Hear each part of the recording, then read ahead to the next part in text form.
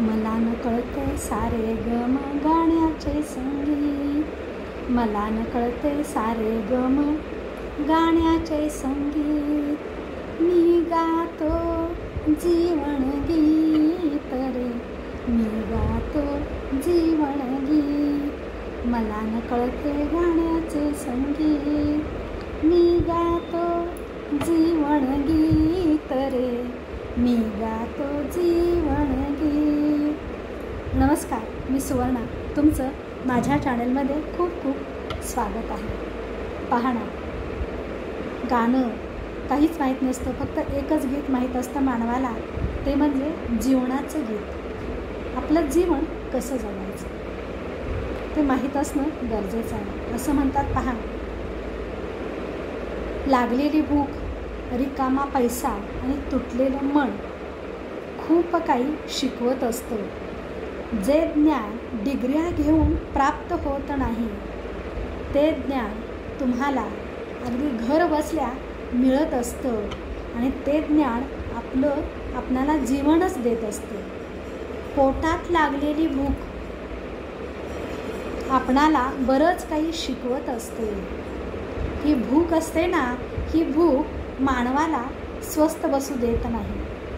ती काम करायला प्रवृत्त करते की काम कसं करायचं. भूक मिटवण्यासाठी काम केलं पाहिजे आणि काम कोणत्या मार्गाने करायचं, कामाची सुरुवात कशी करायची, कोणतं काम योग्य पद्धतीनं होईल आणि आपली भूक भागेल, हे कुठं विद्यापीठामध्ये शिकवलं जात नाही. ही डिग्री कुठेच मिळत नाही. ही डिग्री आपणाला अनुभवानं मिळत असते. आपली भूकच आपणाला काम करण्यास प्रवृत्त करत असते. पोटात लागलेली भूक आहे. रिकामा खिसा, खिसा रिकामा असेल तर कोणीच आपणाला किंमत देत नाही. रिकामा खिसा आपणाला कसं वागायचं हे शिकवत असतो. मग पहा, कोणतीही डिग्री घेऊन आपणाला हे ज्ञान मिळणार नाही. ते ज्ञान आपणाला कोण देतं? रिकामा खिसा, म्हणजे आपला अनुभवच आपणाला ज्ञान देत असतो की आपण काय केलं पाहिजे. रिकामा खिसा आपणाला प्रवृत्त करतो, आपणाला हातपाय हलवायला शिकवतो आणि आपणाला आपली जी उन्नती आहे, प्रगती आहे, ती करायला शिकवत असतो आपला रिकामा खिसा. म्हणजे पहा, सगळं ज्ञान हे आपणाला जीवन शिकवत असते आणि आपलं तुटलेलं मन, मनाला झालेली इजा, मनाला झालेली जखम कशी भरून काढायची.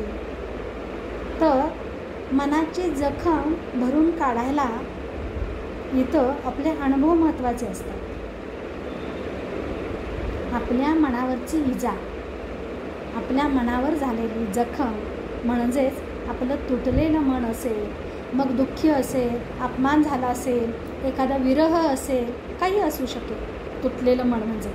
मग हे तुटलेलं मन कसं जोडायचं, तुटलेल्या मनाला उत्साहित कसं ठेवायचं, हे ज्ञान आपणाला कुठल्या विद्यापीठात भेटणार नाही. हे ज्ञान अनुभवानेच भेटणार आहे. त्याच्यासाठी अनुभव महत्त्वाचा आहे. आपणाला जेव्हा अनुभव येतो तेव्हा तो अनुभव आपल्याला शिकत असतो की आपण आता कसं वागायचं. वेळ आपल्या हातात नसते, पण आपला अनुभव आपणाला बलशाली करतो. तो अनुभव आपणाला समृद्ध करून जातो. आता तुला काय करायचं आहे हा आपला अनुभवच सांगेल.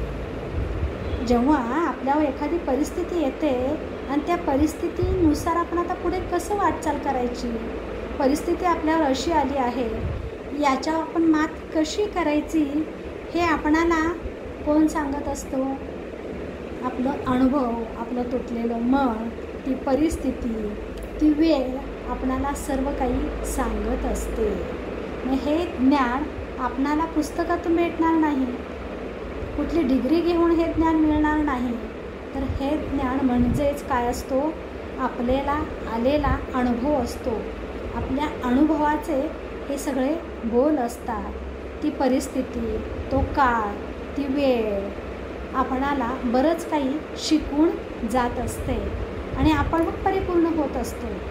म्हणजे ही ज्ञान, ही डिग्री आपणच स्वतः घेत असतो. आपणच आपणाला शिकवतो आणि आपणच ती डिग्री संपादित करत असतो. म्हणजे डिग्री जी आहे ना, पुस्तकी डिग्री मिळवणं सोपं आहे, पण ही डिग्री स्वतःहून मिळवणं खूप अवघड आहे.